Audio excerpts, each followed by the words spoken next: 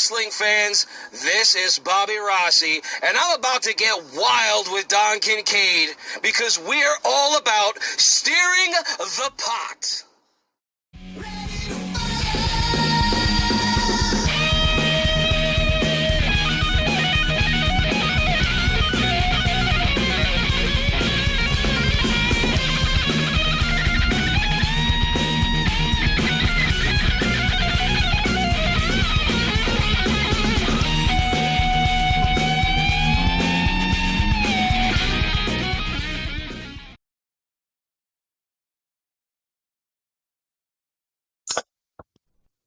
Mr. Kincaid, how are you, my friend?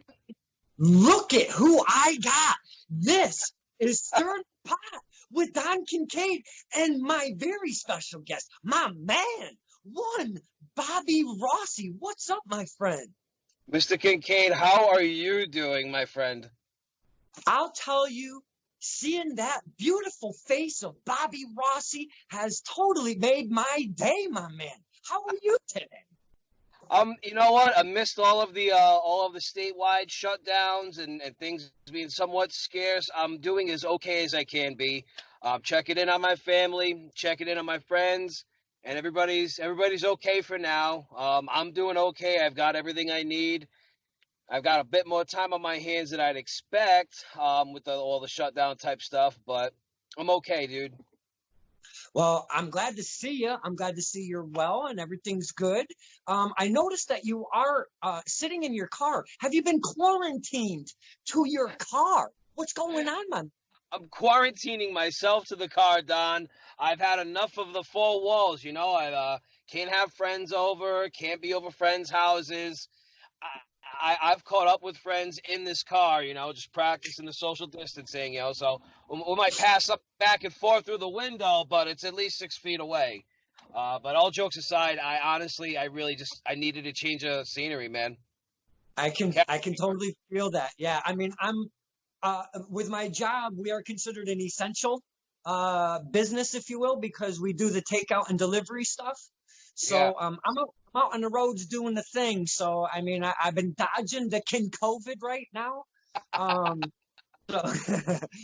But really, I appreciate your time because through this whole mess, I mean, a lot of the men and women in our industry are like, what the hell do I do with my time right now? They're all going stir crazy. So I've been reaching out to a bunch of people. Some people have been reaching out to me, and we've been having some fun. So again, I appreciate your time through this whole madness, Mr. Rossi. Well, man, I'm glad to, you know, give you my time. I'm glad to catch up with you, dude. I know we've been talking about doing this an in-person interview for a while. So I think this is going to be a good alternative. Well, I have, and I did mention on the book, the face page, that I've been trying to get a hold of you for quite some time. So this is a special one for me personally, because let me bring just a smidget of background to the fans of Bobby Rossi. Bobby Rossi, he's a referee. He's a ring announcer. He's a commentator. I believe he could possibly be a booker, or there's a lot of hats that one Bobby Rossi wears. I might have overstepped on the booker. Who knows? I don't know. But for the fans that don't know you, he is out of the Rhode Island area. And I am telling you, he puts on a fantastic show with his voice and his presence. And he gets in there and he owns that microphone. And please, Mr. Bobby Rossi, could you talk to the fans? Give us a little insight of your background, what you do, what's going on with Mr. Bobby Rossi in the industry of wrestling? Well, I've instead of making it a point to branch out like I've talked about doing in the past, we meaning the RWA, the promotion that I first started with a few years ago, I'm still a part of that promotion, and we've seen a wave of all sorts of new talent over the past 2 to 3 years. They've come about, and it's been a matter of refining that talent. So for the past 6 months, if not longer, that's been the crux of my focus. For folks who aren't aware, like you had mentioned before, I am based out of Rhode Island, and I am also a part of the Extreme Wrestling Alliance, the XWA, which is another promotion also local to Rhode Island, but they're based out of West Warwick. I have been really just focusing my attention and my energy on those two promotions more than anything else. And that was even before the entire COVID scare. So it's seeing a lot of the new talent kind of come through as they have, and seeing what kind of development they need to make. That more than anything really has been my priority of focus. So in the RWA specifically, I did mention one of your hats is possibly a booker or promoter. Are you the promoter of RWA, which is the Renegade Wrestling Alliance that runs out of the Chop Shop in Pawtucket, Rhode Island? I wouldn't say I'm the booker. I'm definitely a promoter. I'm one of the people on the team that goes out of his way to promote, and I would say that I've had a hand in booking in the past, also a little bit recently as well. But when it comes down to it, the final say is always said by T Phoenix. The father of AJP.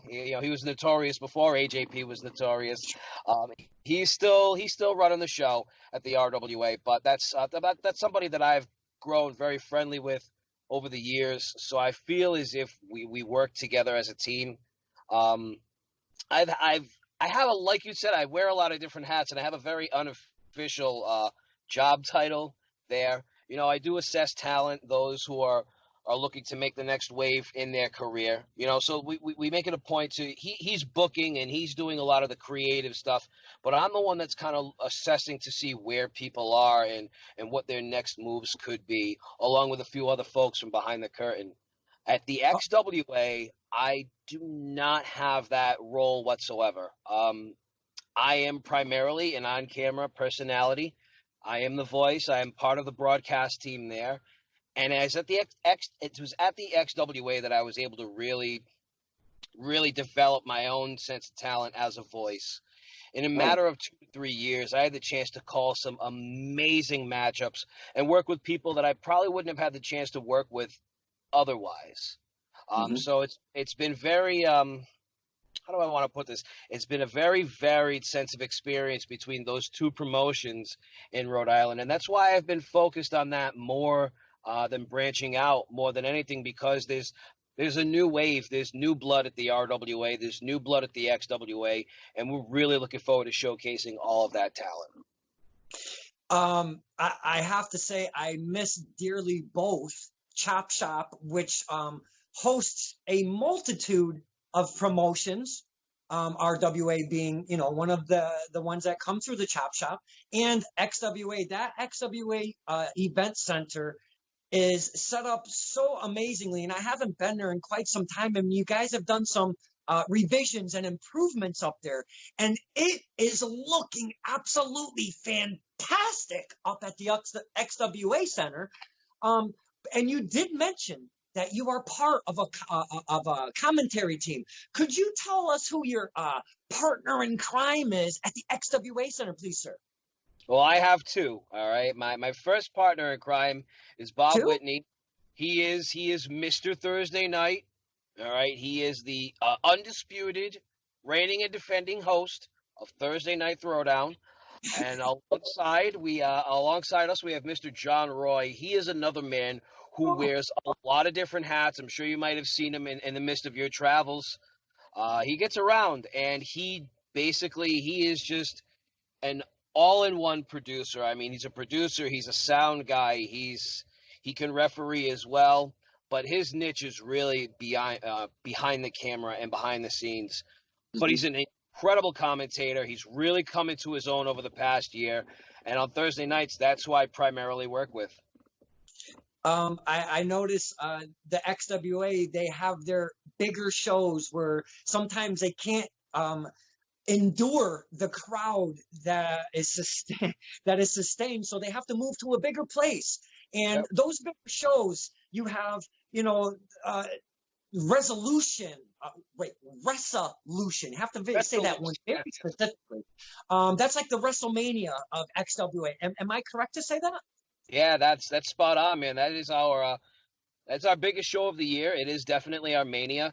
We've made it a point to host it outside of the XWA Event Center. In 2017, we were at Brown University's auditorium, the Meeheum Auditorium In 2018 and 2019, we were at the West Warwick Civic Center for those events. And they like you had said, they are large-scale events. They're not your typical $5 Thursday shows. You might find some people that are regularly at the Thursday Night Throwdown maybe make an appearance on Resolution. Right. One talent you're familiar with, Mr. Richard Holiday, Resolution 17. He was the first match. He was the opening match. Resolution 18. He walked into that event the Firebrand champion. That Firebrand Championship has seen some amazing names hold that thing. What a lineage that thing is going to have. I mean, far down the road, that Firebrand Championship. And I didn't mean to bypass Richard Holiday, but the Firebrand Championship was such a beautiful introduction into XWA. And getting back to Richard Holiday, that guy is on fire right now. He's right through the stratosphere. You know, the sky's the limit for him. Richard Holiday, he's a little time back, he's joined the MLW, the Major League Wrestling, and he has joined faction with one MJF and one Alex Hammerstone, and they call themselves the Dynasty. And I don't know if you follow that scene out there, but man, them guys are effing nuts. They're taking names. They're crazy out there, dude. I do follow MLW. I'm very up to date with their product, and I think it's been nothing but a great place for Richard. You know, he's really come into his own. Fun fact about the Dynasty. Please. All three of those members actually met one another at the XWA Event Center. Wow. Alexander Hammerstone, he's primarily a West Coast based talent. Wanted to bring him in. He had made the radar, and it was someone different that hadn't been to the East Coast before at that point. And at this point, I'm talking 2017. So Holiday was starting to venture out a little bit more. MJF was, starting to venture out away from the Creative Pro Academy, and those three dudes, their paths crossed at the event center, and now look, 2.5 years later. Those little special moments in time that a person that's ventured in a promotion for a while, as yourself, you get to see that stuff right in front of you. And then the future comes and you're like just like you said, fun fact, they've all crossed the paths right in your home base over there at XWA. It's got to be special to be a part. And you never know what's going to happen down the road, but when you look back, it just has to be a special part, a special feeling that you're able to be a part of all of that, charisma that ends up being superstars later on down the road, you know? Yeah, Don, this is something that I've talked about with others, and I'll bring it up here tonight, too. I was spoiled. And I didn't even realize it. I took things somewhat for granted at the XWA because when Thursday Night Throwdown first started, it was somewhat of a slow burn. People weren't really sure about it, and it hadn't picked up the kind of steam that it had picked up by the end of its first year. But by that time,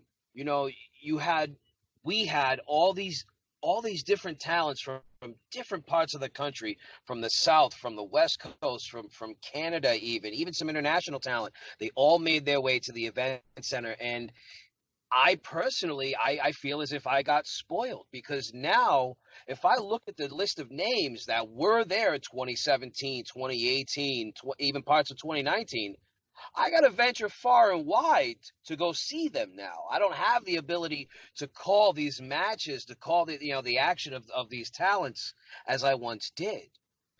So it's bittersweet to see them move on to bigger and better things. But on the same token, that's what that's all about. Thursday Night Throwdown was all about bringing in people that were ready to take the next leap into their career. And to watch it happen, it's something else, man. It really is. And it's almost overnight. Like Holiday, MJF, those are guys when they walked in, they had a sense about them that you knew they weren't going to be there long. You knew that there were greener pastures set out for them because they were that hungry and they were that motivated to make that happen for themselves. But it seems like overnight, like within a year's time, Holiday showed up, kind of the new kid on the block. A year later, here he is defending the Firebrand Championship in one of the most high-profile matchups in XWA's history.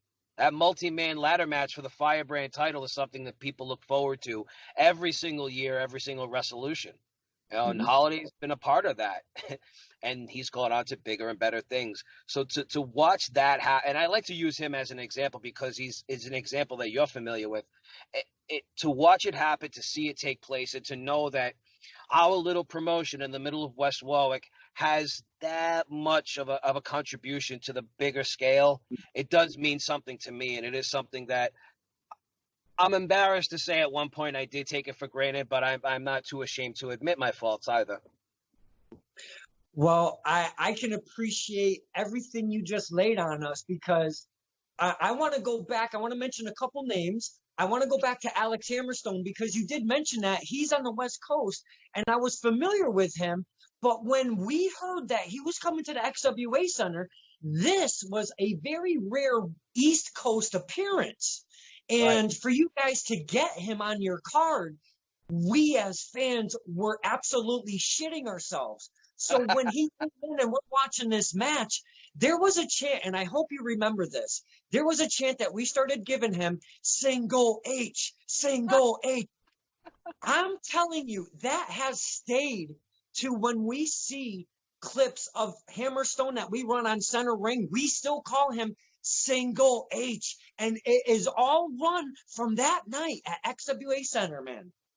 We laugh about that. I definitely remember that moment. We talk about it, we bring it up and reminisce over it. And it's funny because shortly after that, if you notice, Alex Hammerstone's look completely changed.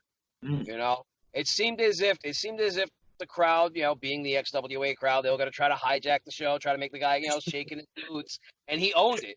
Totally owned it, totally ran with it. And not much later, and I think that was a part of it. Like you guys chanting single H, this, that, the other thing.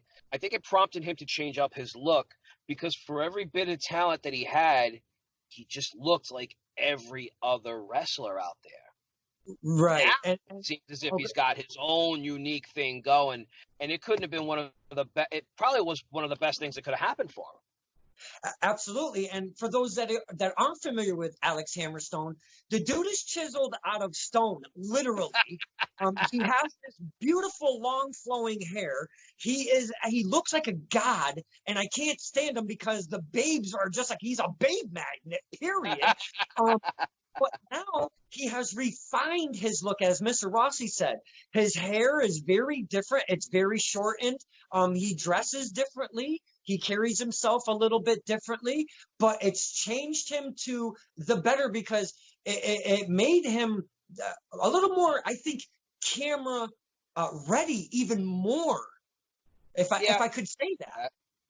I could agree with that. Sure, he's definitely got. He always had a sense of presence about him, but I think now he's really in his own skin. He's found his own identity, and that's the make or break factor. You can be as athletically gifted, as some world champions that have made it to television, but if there's not something significant, it doesn't even have to be unique, but if there's not something significant about you as a talent, it's very easy to just get lost in the shuffle. And we've seen that with a lot of folks in the mid card, especially here within the region. The New England's often talked about as a hotbed for wrestling, and I can see why. But I can also see it being somewhat of a black hole because there's a ton of talent here, but there's so much that for you to stand out, it's very difficult. It's very easy to get lost in the shuffle. And while someone may not be all that much of a standout in this region because they've been around, you see someone who might be somewhat stagnated and they go outside of the area and they get a huge reaction, a bigger reaction than they'll ever get around here because they're new to different sets of eyes. So New England it's a tightrope here, man. It's really tough to get over, but it's also easy to kind of get, I don't want to use the same term, but it's very easy to be painted into a corner. And that brings me to my next name because there's a lot. The wrestling evolves in chunks, Sure. different move sets, different gimmicks, different the way you do promos. Wrestling definitely changes with eras, if you will. Sure. And we saw one Flip Gordon. He became the very first Firebrand champion, and we all see where Mr. Flip Gordon is now. He is associated himself with one Marty Skrull, and he is known as the villain or something. Like he's in the Villain Inc. Flip Gordon has soared really quick, really fast. But he was doing a lot of the same things that the other modern wrestlers were doing, but he had a look about him that was catchy, and he did good promos, which is a very key point in your whole package of being a wrestler. But the move set that he was doing, he would do them cleanly. He would do them very safely for his opponent and himself. And that has kind of soared him into the stratosphere right now, into ROH. Could I get just a smidge of your thoughts on one Flip Gordon, because he was at the XWA Center quite often? He was, and he's definitely one of those guys that falls under the category of not going to be around very long. Like like I had mentioned with Holiday, with MJF, with Hammerstone, these are people that you knew that there were bigger things on the horizon for them just because of what kind of buzz they had already had around their name at that time. Flip Gordon, that name was on the tip of a lot of tongues when Thursday Night Throwdown just started. So by the time it had reached its first full year, Gordon's stock had already shot up several rungs up that ladder. And I don't have a whole lot of locker room experience with him because when I'm set, to call the show, I'm on camera for those 3 hours. I don't get a whole lot of interaction with the folks in the back unless I'm there earlier and what have you.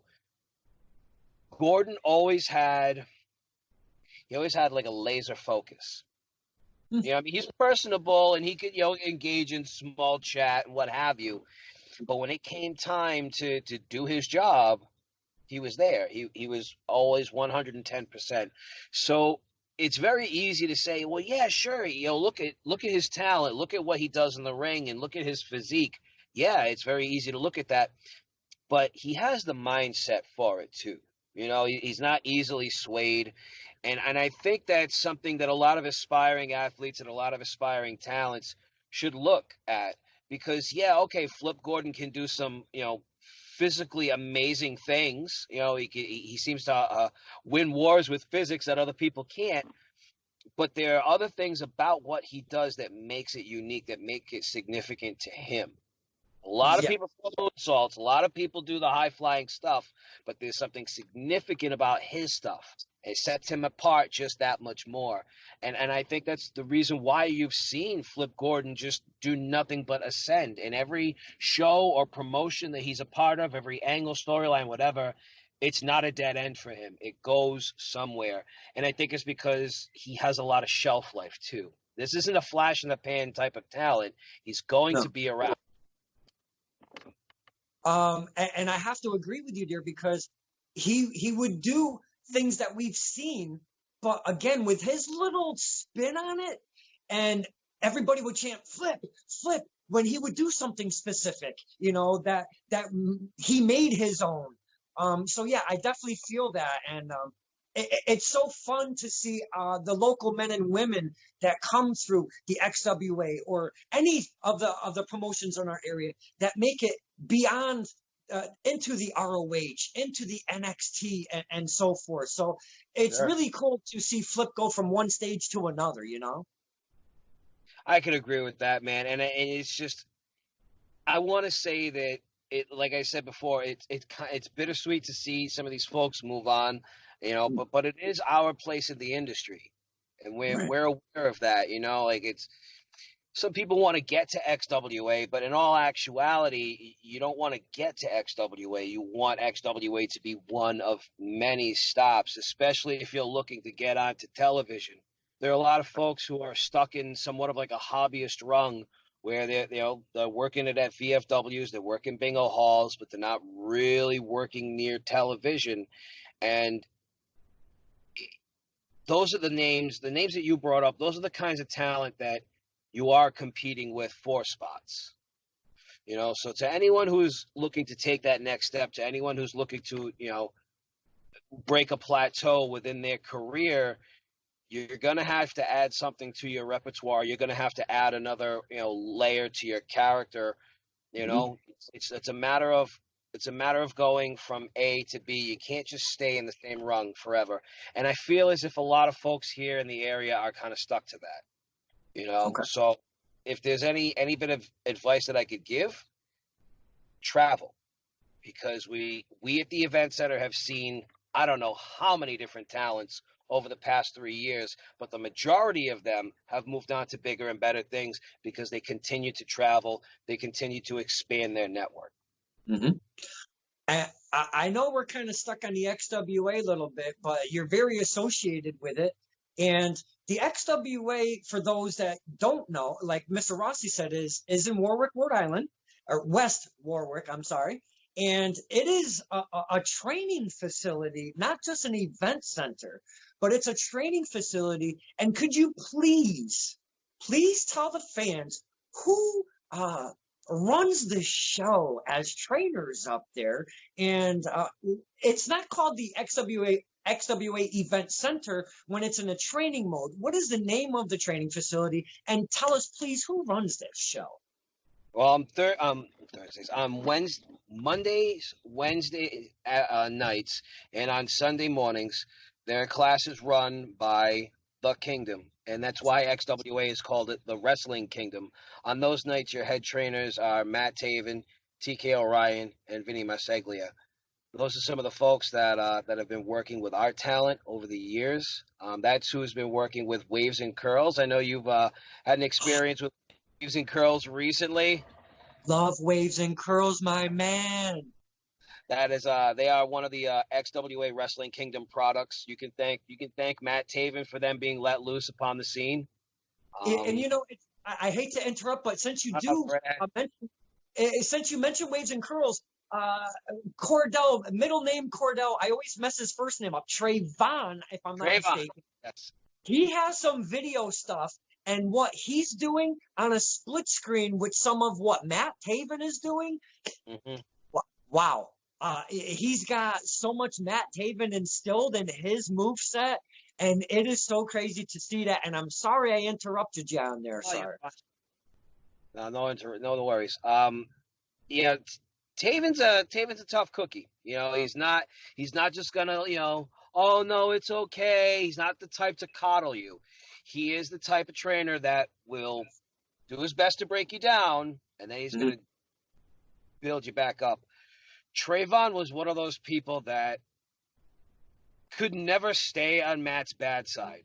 I think he had like that infectious way about him, and from ear to ear. And it's not a work. It's not an act. That really is who he is. He's just got that infectious energy about him. He reminds me of Haggerty in that regard. Yeah, I love. Oh my goodness! I cannot believe you brought up one Mark Haggard. We could have him down there, huh? We could have, I don't know, probably a 5-hour interview on one Mr. Just talking about one MAH Mark Adam Haggerty. He's down there with your buddy Holiday in MLW, and I had a chance to bump into him at the last UFO show. He had a seminar, so he was there to announce, but he also had the seminar beforehand, a marketing seminar, and I had a chance to catch up with him, and I couldn't be happier for the guy. I'm sincerely happy because he went out there, he did the drives, he busted his ass, and he showed that he can go. Talk about the drives. If you were ever to map all of his drives for all of the weekends, it would look like an old school spirograph. That guy was all over the place. And he put in what they call the work. No matter where he went, he always dressed snazzy, and he always put on a professional voice. He put on a professional presence. And he was a good guy all around at every single show I've ever seen him on, and he always made those shows better. And I don't know, we love some Mark Adam Haggerty, so I'm glad you actually mentioned his name. Well, I'm glad I had the chance to work with him the few times that I have. And, like you said, he was on the road, so getting a chance to work with him was few and far between. But there have been times where I get paired with someone, and it takes you about a half a show worth of time to really, get on the same page with them and such. Wasn't the case with Haggerty and I. Like, within a match's worth of time, we're on the same page, same rhythm. We had good flow, and it's a credit to that guy's work ethic. It's a credit to what he brings to the table. He's one of those people that's extremely versatile. You could put him in just about any situation. Dude can adapt. It's awesome. Yeah. And you did mention his seminar, which I would like to actually touch upon just a quick second. Sure. Seminars are usually run by wrestlers.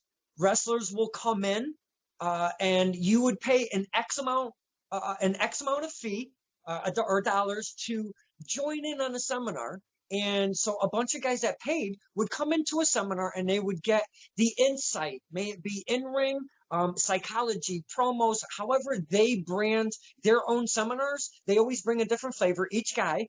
And what happens is you stay a couple, 2-3 hours, and the boys and girls that have paid are getting that knowledge passed on from said person. And Mark Haggerty has started doing that, and he is doing it a marketing seminar. And I didn't get a chance to be at his very first one, which was at Test of Strength, but I've seen some of the stuff that came out of it. And man, that seems like a very smart seminar to sign up for. Well, you mentioned how when a wrestler goes into a seminar, a lot of it is physical based, and they get in the ring and they're talking about technique and what have you. A lot of the time, the seminar is very hands off. Mm-hmm. So while they're talking and discussing about very physical things, a lot of the seminars tend to be a lot of talking. So Mark's seminar, it didn't talk about the techniques utilized in the ring. It talked about some of the techniques utilized on the internet and some of the different techniques utilized within marketing and how you can basically be your own agent. Now, I don't want to give that stuff away because he charges a seminar for that reason. Yeah. But I'll say this, whether you're a voice talent like myself or whether you're a performing in-ring talent, the guy's got a lot of information that is extremely useful to anyone who's looking to branch out. And I took the seminar because I am looking to branch out. It's not my first mode of attack, as I had mentioned earlier on in our in our conversation. I've got some things locally that I'm going to handle first, but when the time is right, I will be venturing out, and I'm going to be using a lot of the information that Mark had to offer from his seminar.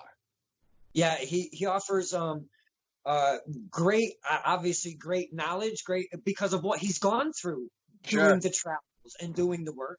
He gives you great information. He gives you great techniques and tools to work with. Even if they're just apps for recording or what have you, he gives you those guidelines or whatever. And he's so informational. And I love him for passing on that knowledge and being open with his information. But you gotta pay if you want Mark Adam Haggerty's knowledge.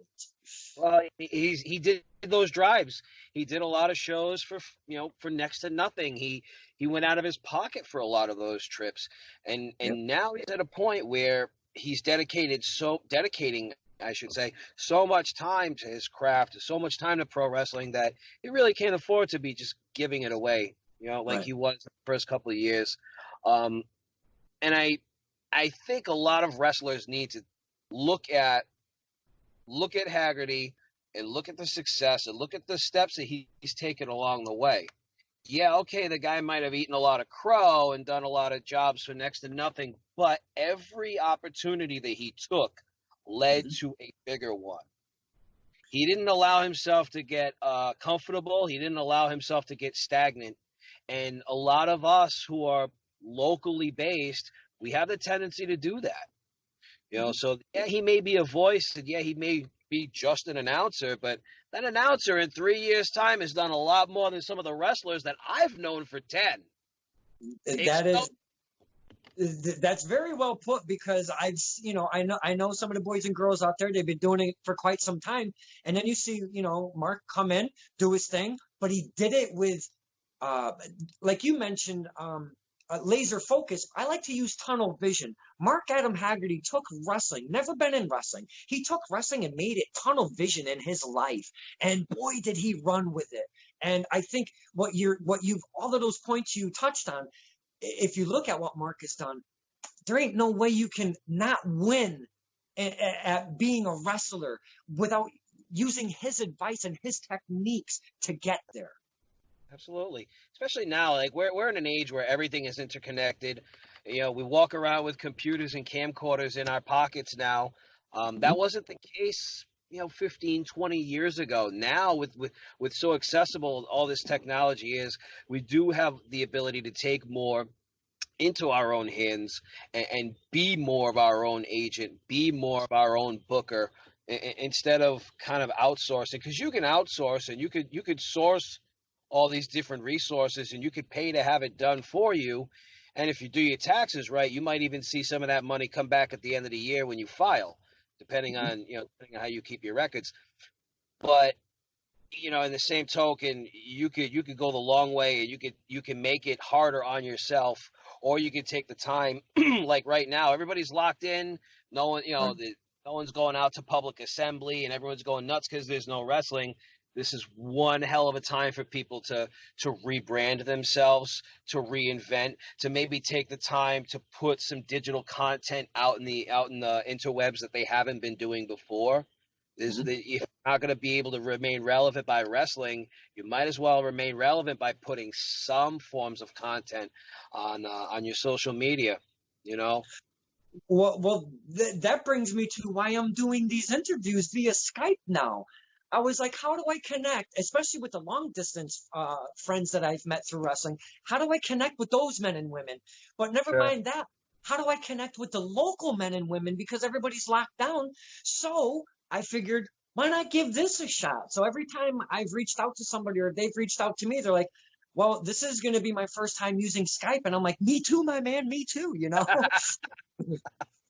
This is my first time doing something like this on Skype. I've been on Skype before, but I think it's the first time I've ever done a wrestling call via Skype.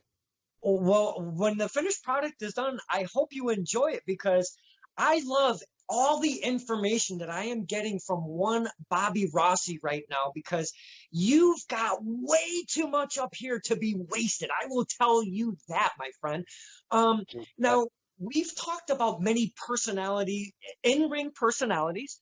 And if you notice, I love me some Buff Dad. Okay. Now, he is at all of your Thursday night throwdowns. He has gone through many a stage and many a faction, but he's always stayed the Buff Dad. His identity has always stayed the same. And if none of you know who Buff Dad is out there, I'm going to tell you, because I love me some Buff Dad. If I say he's an older gentleman, he's going to freaking wipe me off the planet. So he's a guy with a couple, I don't know, he might be as old as I am. I don't know. But that guy gets in the ring and he puts in 1,000% of his energy. And man, does he bring the entertainment value of wrestling sevenfold, if you will. Can you please give me some of your thoughts on my man, the Buff Dad? If I catch the Buff Dad in my gear bag one more time, I'm going to file official complaints at XWA's HR department. That's what I can tell you about the Buff Dad. Well, that was very short and sweet. It seems like you and the Buff Dad don't have the best of relationship. He's ever the prankster, and I can appreciate that. But Buff Dad, if you could lay off of Bobby Rossi for a week or two, it would go a long way. It would mean the world to me and my three fans. Oh man, That is making me crack up. I think I actually cracked a rib over here. That is fantastic stuff, man. Okay. I've hooked up with Bobby Rossi because I want to know, and I want the fans to be introduced to Bobby Rossi that don't know Bobby Rossi, or even if they are associated with, I want to talk to Bobby Rossi. And I like, obviously, I peel back the entertainment value, but you have given us but nothing but information, which I am adoring every second of it. But we've talked about everybody else. I want to talk about Bobby Rossi. Okay. Bobby Rossi, we've talked about Mr. Rossi being a referee, an announcer, a commentator. Now, to be a referee, if I'm not mistaken, wouldn't you need a little bit of training first off? And if you, that's what I'm to understand. And has Bobby Rossi ever gone through wrestling training of any kind? I am so curious. I've gone to several. I actually train regularly with Brickhouse Baker every Monday night. That was the schedule, again, before the scare. No one's been at the chop shop since. Wait, since this so you before it got closed down, you've been you train actively each week? Yeah, that's something I didn't always talk about openly, but it's come up in conversation a bit more. So I'm willing to divulge. I I worked with JT Dunn for the better part of a year back in 2012, 2013. Wow. Now, where he is now in his career in 2020 and where he was in 2013, significant difference. But at that time, he was a part of the RWA, and he was basically looking to help us improve. Okay. So one of the things I did is I started taking classes just to kind of goad everyone else into doing the same. I wanted to, jealousy's a funny thing, but people, they were saying, well, wait a minute, what do you mean Bobby Rossi's training? Bobby Rossi's in JT Dunn's class? Well, if Rossi could do it, so can I. And a lot more of the roster members started actively training more. And that's when I think the RWA really took its leap from being a backyard fed, a joke fed, to something legitimate. Because for a long time, we did have a lot of untrained individuals. But going back to my training, I ran with JT for the better part of that year. And when I came back into wrestling in 2016, I actually worked with the XWA Wrestling Kingdom for about 2 months. This was before Bennett got signed. He was still localized, so he was the lead trainer at the time. And I worked with Bennett. I worked with Taven, TK, and Vinny. And it was around that time that I decided, okay, if I'm going to do this, let me find out what my niche really is going to be. And I really started to focus more on commentary. So I was there and I was training, but the XWA Wrestling Kingdom is training it's meant for athletes. And over the years, I've gotten older and I've gained some weight. So I can't hang with Taven and his crew. But Brickhouse Baker has been a part of the RWA since around the same time that the XWA opened up their Wrestling Kingdom in their event center. So I've been actively working with him for close to a year now. And I started refereeing maybe about 2 years into my getting involved in the scene, and it was around the same time that I had gotten some official training done first. So for those people that they want to be just a commentator or they want to be just an auxiliary, they don't really see themselves as a wrestler. You still have to train like one. Everybody's body is different. Everybody has different capabilities. There are a lot of things that your average everyday wrestler can do that I just cannot. And for an example, an up and over.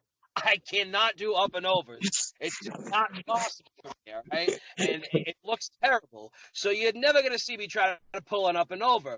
But when you're there in class, you got to give it the old college try. And it's those kind of things that not only does it weather you physically, but it helps you build the psychology around what it is you're doing. Psychology is a very loose, thrown around term, but the more you train and the more you're physically inside the ring and the more you're breaking down the nuances of some of the encounters that take place inside and outside the arena, it's just going to strengthen your overall knowledge, and it's going to allow you as a performer to wear different hats. I wear a lot of different hats I'm a voice, I'm a ref, I'm an auxiliary personality. But if I were a wrestler, sure, my goal would be to eventually be world champion.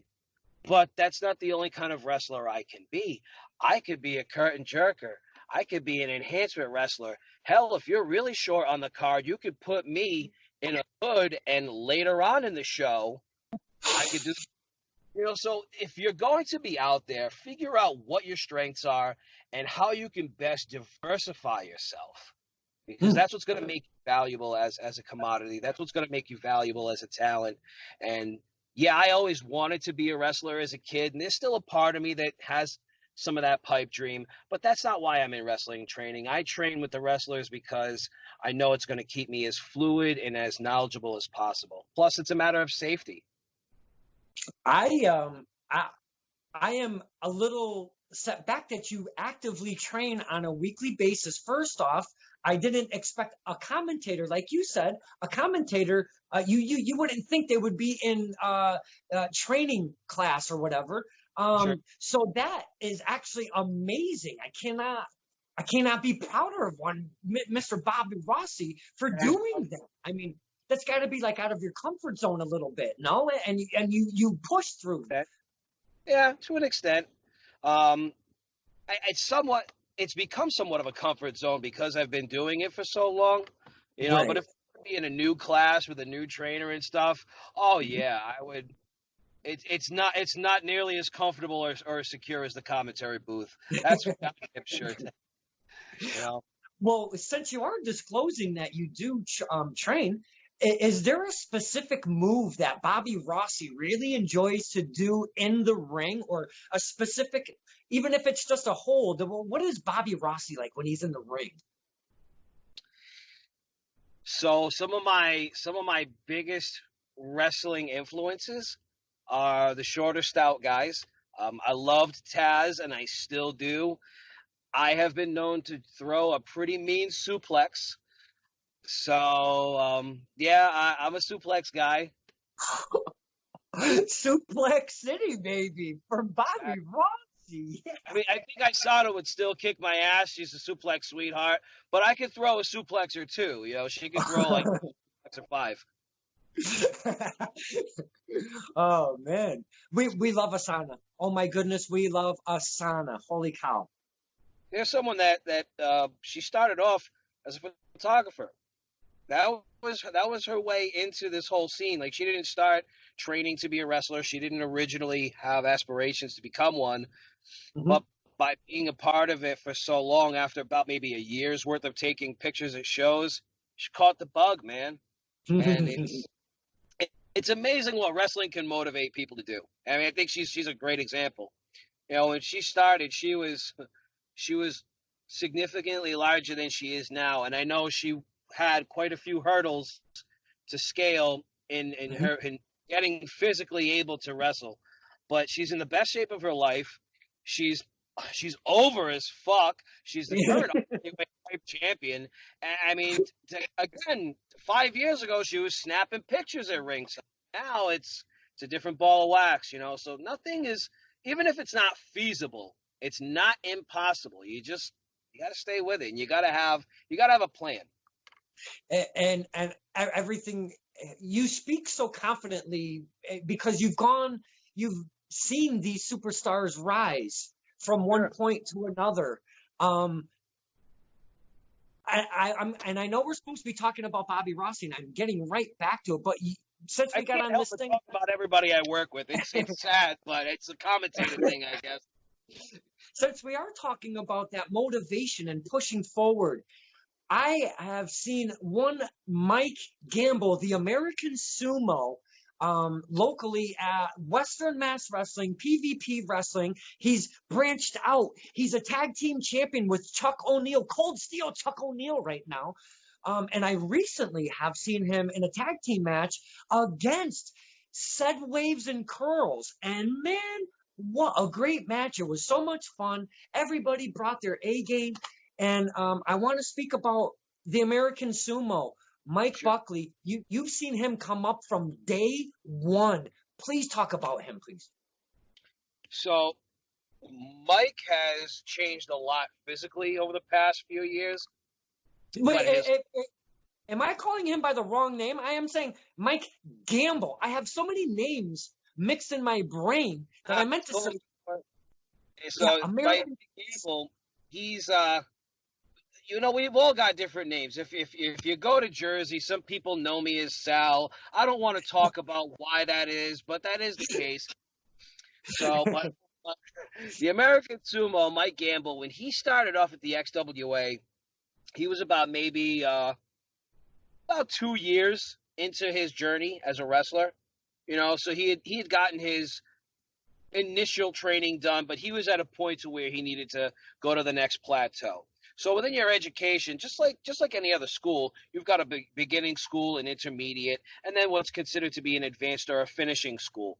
So when Gamble started to really come into his own, he was breaking that plateau of coming out of the starting school and into the intermediate. And that's when he started to work with Matt Taven a little bit more on a regular basis.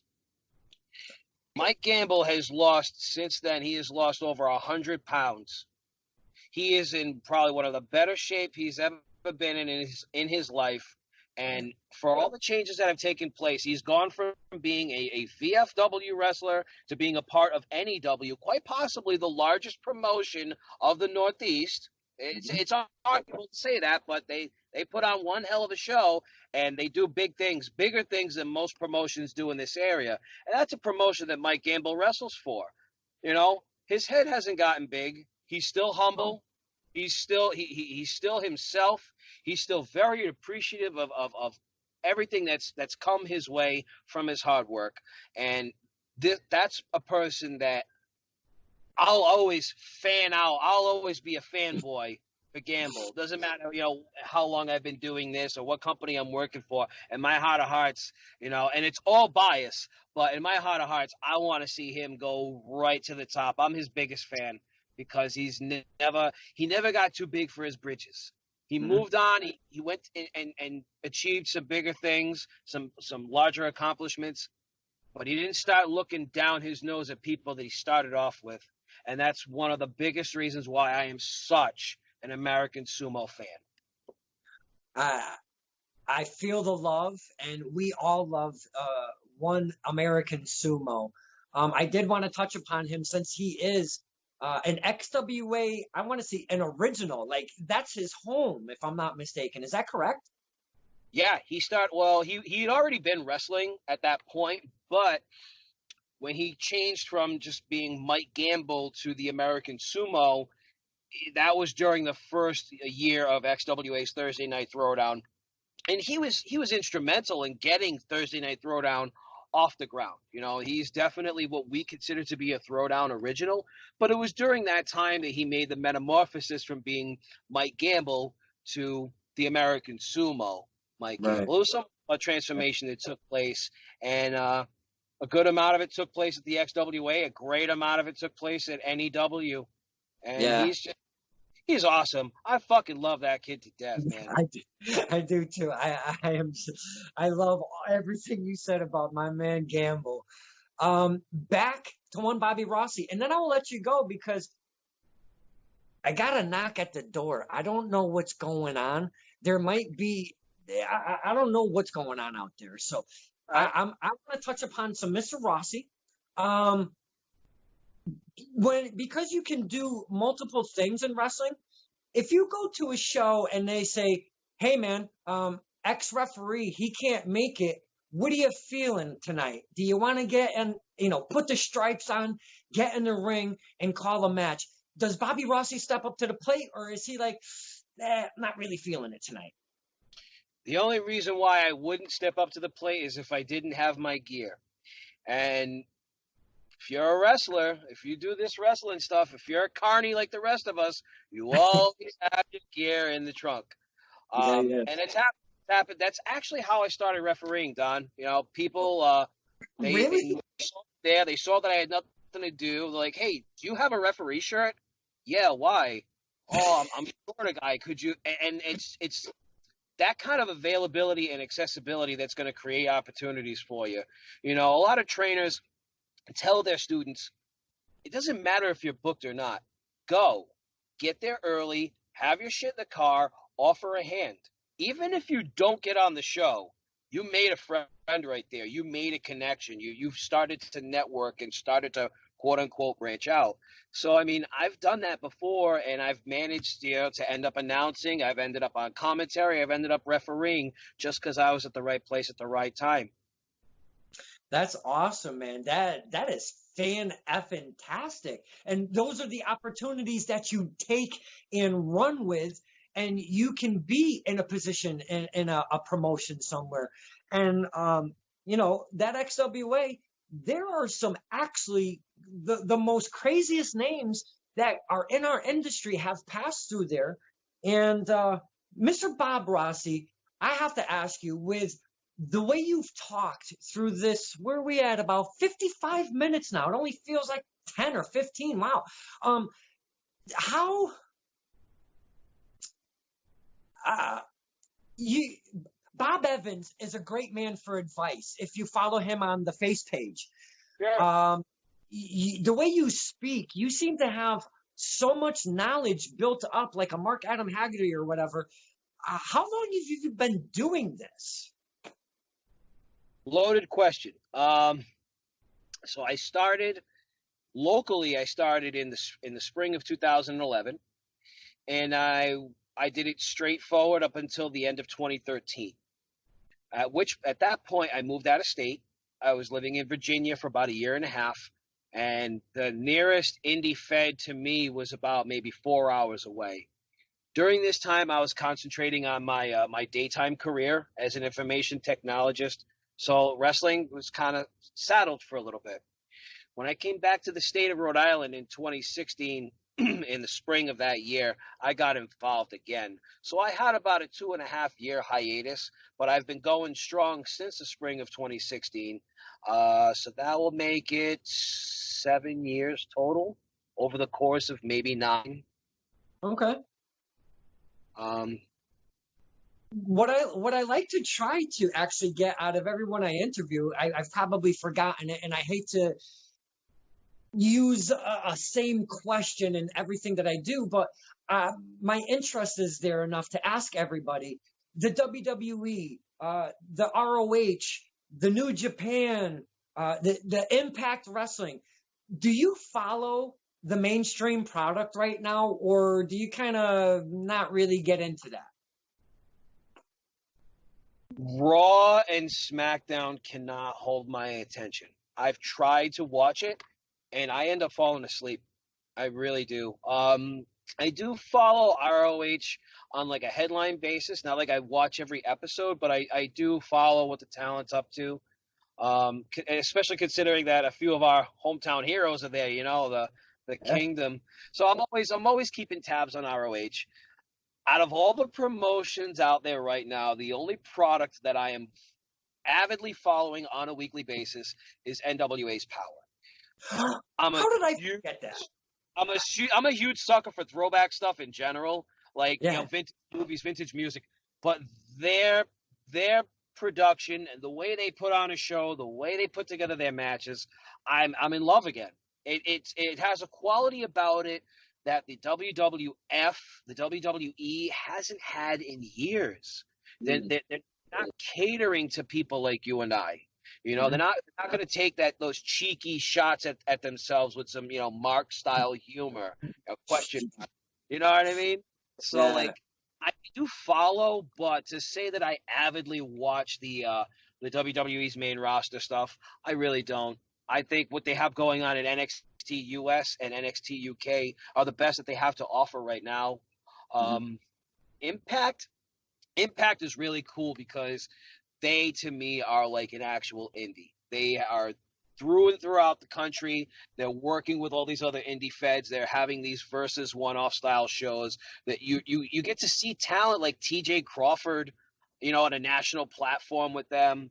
So Impact is really cool, and I do follow them quite a bit. I'm not watching WWE. AEW, I don't like this style. Okay. I really don't like the style. I appreciate it for what it is, and I could see the work rate that's being put into it. So I don't want to snub my nose at it, It's just not my cup of tea, though, man. Gotcha. You know?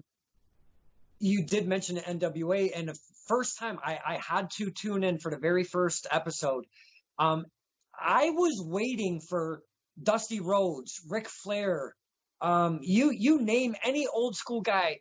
I was waiting for them to come out and cut a promo. And I know Dusty isn't with us, but that was the vibe I was getting. Oh, dude, it's so there. Like you said, the vibe, and it's just that's why I love Eli Drake, because to me, he fits that mold, and he is that flair that we don't have right now. I think they're doing an amazing job down at the Atlanta studios. I'm really looking forward to see what they're going to do once we come out of hibernation that we're in right now. I didn't mean to cut you off, dude, but I feel the same way. Like it's just that it has that energy about it. It takes you back in time. It's a fucking time capsule, for Christ's sake. Yeah, how could you not like it? I know, and cutting me off, and please. So pretty much what I get from Mr. Rossi is we all love, we need storytelling in wrestling. But from what I'm gathering, you like that old school mat stuff. The high flying, what some of the guys and girls call the spot monkey stuff. You're not really feeling that. You're more of that old school mat wrestler, right? I like the old school stuff. I like mat-based technicianship. I do like high-flying stuff as well. But what kills it for me is when I turn on a show and I've seen all the moves, all the high spots within the first couple matches. Mm-hmm. Or better yet, I'm seeing all this incredible offense that these people are throwing at one another, but none of it really counts for anything because 15 minutes later, 45 super kicks later, 3 Canadian destroyers later, the guy gets finished with a fucking roll up at the end of it all. Come on, we all know it's work, but come on. Yes. It's like, oh, you really like this fake shit, don't you? Well, here it is. It's even that faker here, you fucking mark. Whereas, like, NWA, it's like, it still treats it like it's real. Like, that one elbow, it makes that much more of a difference because the guy's actually staggered from it, So I do like some of the old school stuff. I do like shorter matches. I like the idea of less is more. You're going to leave that crowd wanting more. Otherwise, they're not going to come back for a second helping. Yeah. Well, I could sit here. It's like a couple guys just chewing the fat about wrestling. And I could do this forever, my friend. And I hate to cut us off, but I'm getting more knocking at my door. I don't know what the hell is going on out there. I don't know either, bro. Well, I mean, I could talk with you all day too. I don't want to chew all the fat with you, but we need more material. Yeah, we need more material for another one with Mr. Rossi down the road, man. I'm with it, dude. I'm with it. Hell yeah. Well, I can't appreciate your time enough. I'm glad everything's going good with the whole COVID thing going around. I'm glad you're safe. I really am. Thanks, bud. I'm glad you're safe too. I'm glad to see that you're still alive and kicking. Absolutely, my man.